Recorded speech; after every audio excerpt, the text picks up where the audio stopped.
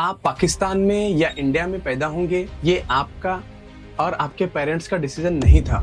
किसको कहाँ पैदा करना है, किस वक्त में पैदा करना है, किस हालात में पैदा करना है, ये अल्लाह डिसाइड करता है, क्रिएटर डिसाइड करता है और लोग उसे अलग अलग नाम से पुकारते हैं। 26 जनवरी सिर्फ एक डेट नहीं है। 26 जनवरी 1950 को इंडिया ने अपना कॉन्स्टिट्यूशन लागू किया और दुनिया को ये बताया कि इस देश में कानून है जो सबके लिए बराबर है, जस्टिस, लिबर्टी, इक्वालिटी और फ्रीटर्निटी। ये बात भी सही है कि जब से नई सरकार इंडिया में आई है तब से इंडिया का हाल बुरा होता जा रहा है। ये जो मैंने अभी कहा, जस्टिस, लिबर्टी, इक्वालिटी और फ्रीटर्निटी, ये सब अब जुमले नजर आते हैं। सोचिए जरा, अगर हम किसी ऐसे मुल्क में पैदा होते जहां लोग गुलाम होते, जहां बोलने की आजादी नहीं होती, ना ही लिखने की आजादी, जहां सच बोलना जुर्म होता और हक की बात करना सजा, तो फिर जिंदगी कैसी होती। ये अल्लाह का बहुत बड़ा एहसान है हम पर कि उसने कम से कम हमें इंडिया जैसे मुल्क में पैदा किया, नॉर्थ कोरिया में पैदा नहीं किया। नॉर्थ कोरिया एक ऐसा मुल्क है जो खुद को नास्तिक एथिस्ट बोलता है, जहां लोग ना ही अपनी मर्जी से इबादत, प्रार्थना, पूजा कर सकते हैं, जहां लोग ना ही खुलकर हक और सच बोल सकते हैं, जहां इंटरनेट का एक्सेस नॉर्मल सिटीजन को नहीं है, जहां लीडर को गॉड का दर्जा दिया जाता है, जहां लीडर के खिलाफ बात करना मतलब मौत को दावत देना है, जहां 70 साल से एक ही फैमिली के लोग हुकूमत कर रहे हैं। पहले किम इल संग, फिर Kim Jong Il, Kim Jong Un. लेकिन अल्लाह का बहुत बड़ा एहसान है, शुक्र है कि उसने कम से कम हमें इंडिया जैसे मुल्क में पैदा किया।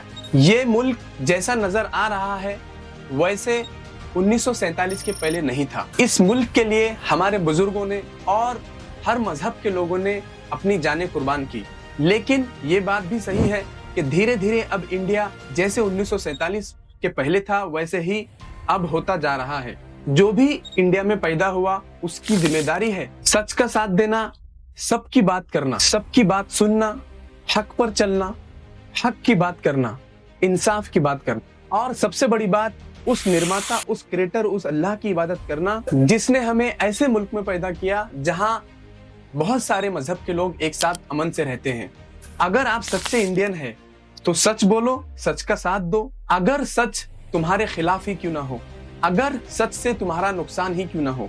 मैं एक इंडियन होने के नाते मेरे इंडियन नॉन मुस्लिम भाइयों और बहनों को ये रिक्वेस्ट करता हूँ, अगर आप इस्लाम को सोशल मीडिया के जरिए जानते हैं तो आपको ये बात पता होना चाहिए कि सोशल मीडिया पर जो इस्लाम आपको मिलेगा वो मोस्टली मुसलमानों को देखकर जो लोग इस्लाम समझे हैं वो मिलेगा।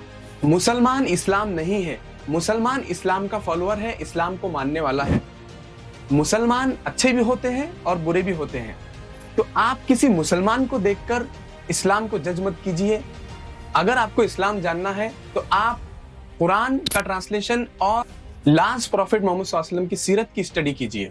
आप मिस इन्फॉर्मेशन और अफवाहों पर ध्यान दिए बगैर इस्लाम की स्टडी कीजिए। आपको सच मिलेगा, आपको हक मिलेगा। आपकी भी मौत का भरोसा नहीं, मेरी भी मौत का भरोसा नहीं। मौत कभी भी आ सकती है, लेकिन मौत से पहले कम से कम एक बार आप कुरान का ट्रांसलेशन और लास्ट प्रॉफिट मोहम्मद सल्लल्लाहु अलैहि वसल्लम की लाइफ बुक आप खुले माइंड से पढ़िए, हकीकत आपके सामने आ जाएगी।